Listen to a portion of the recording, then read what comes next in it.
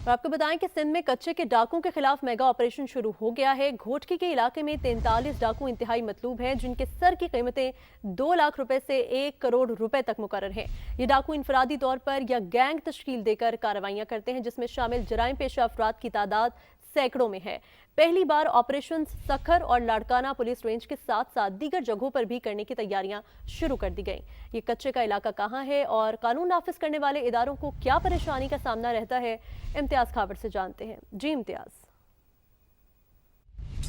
सिंध के कच्चे का इलाका दरियाए सिंध के दोनों एतराफ फैला हुआ वो जंगल या दलदली इलाका है जो कश्मोर से शुरू होकर घोटकी, शिकारपुर, लाड़काना, दादू, जामचोरो और बाज मकामात पर ठट्टा के करीब तक फैला हुआ है।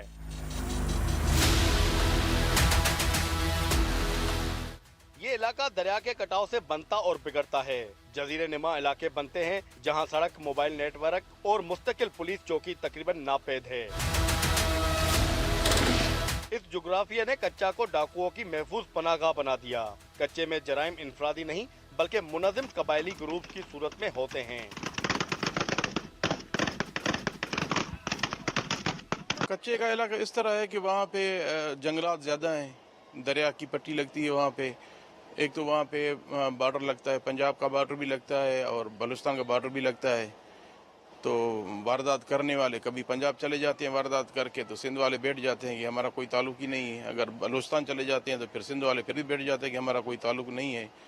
बाकी बेसिकली कच्चे को अगर आप जज करना चाहें तो कच्चा तो इस तरह है कि जंगलात का इलाका ज़्यादा है, गैर-आबाद ज़मीनें हैं।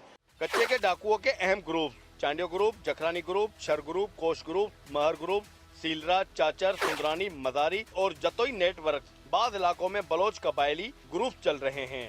आखिर ये गिरोह किन वारदातों में मुलव्वस रहे हैं, पुलिस एहलकारों से जानने की कोशिश करते हैं।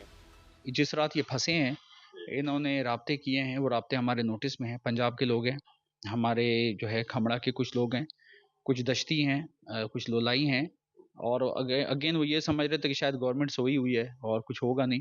बिल्कुल मैं आपको क्लियर बता रहा हूँ, जैसे वो डॉक्टर अंदर गए थे सहूलतकारी करने के लिए और उनको सज़ा भी मिल गई। अब उन पे केसेस भी हो रहे हैं दहशतगर्दी के। इनका नवाज़ाबाद में क्लिनिक है, चारों भाई इस काम में मुलविस थे। इसके अलावा भूंग के कुछ लोग हैं, कुछ लोग खमड़ा के हैं और कुछ हमारे रोंती के हैं। ये भी मैं वाज़े बता दूं कि रोंती वाले भी अब तक ये समझ रहे हैं शायद बंद के नीचे उनकी बादशाही है। तो बादशाही अल्लाह ताला की, उसके बाद गवर्नमेंट का रूल है, तो ये रूल कायम होगा। दरिया तक हर बंदा आ जा सकेगा और क्लियर मिलेगा सबको। वहाँ पे तालीम की कमी है, तालीम है नहीं वहाँ पे और सियासी मुदाखलत इसमें बहुत होती है और हम कहते हैं कि ये ख़त्म होना चाहिए। तालीम की तरफ इनको रुझान देना चाहिए कि वडेरा शाही ख़त्म होनी चाहिए और उनको जो है सेफ साइड मिलनी चाहिए कि वहाँ से वो हथियार टालें और कलम उठाएं। कलम उठाएंगे तो वो इंशाल्लाह आगे जाएंगे। ये डाकू सिर्फ बंदूक नहीं रखते, ये एक मुसल्लह फौज चुके हैं। इनके पास जदीद असला AK-56, AK-47, rocket launcher, hand grenade, light machine gun, sniper rifles और बाज मकामात पर ड्रोन के जरिए निगरानी कर रहे हैं। सवाल एक है, डाकुओं के पास ये असला आता कहां से है? सरहदी स्मगलिंग, अफगान मार्केट या अंदरूनी नेटवर्क? जवाब बहुत से हैं। 25 दिन पहले एक चोर को, समझे कि डाकू था, क्रिमिनल था, वो मारा गया किसी पुलिस वाले के हाथों। तो उसके बाद क्या हुआ कि उस बेचारे पुलिस वाले को ही वहाँ के सरदार, एक दो कबीले के सरदार थे, मिलके उन्होंने 35 लाख रुपए उसके ऊपर जुर्माना लगाया कि आपने इस चोर को क्यों मारा।